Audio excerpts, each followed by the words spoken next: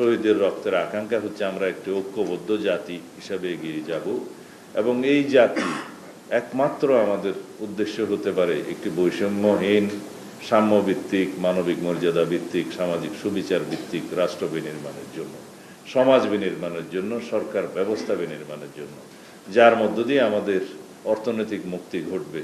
এবং সেই লক্ষ্যেই আমরা রাষ্ট্র কাঠামো সংস্কারের জন্য অবিরাম চেষ্টা করছি এবং আমাদের বিএনপির পক্ষ থেকে আরও বছর দুয়েক আগে আমরা ৩১ দফা প্রণয়ন করেছি, জাতির সামনে আমরা এটা উপস্থাপন করেছি। তার প্রধানই বক্তব্য হলো এই রাষ্ট্রের রাষ্ট্র কাঠামো মেরামত করতে হবে, সংবিধানের গণতান্ত্রিক সংস্কার করতে হবে এবং সমস্ত প্রতিষ্ঠানের মধ্যে গণতান্ত্রিক সংস্কার আনতে হবে, যাতে করে আমাদের স্বাধীনতার মূল আকাঙ্ক্ষা আমরা পূরণ করতে পারি।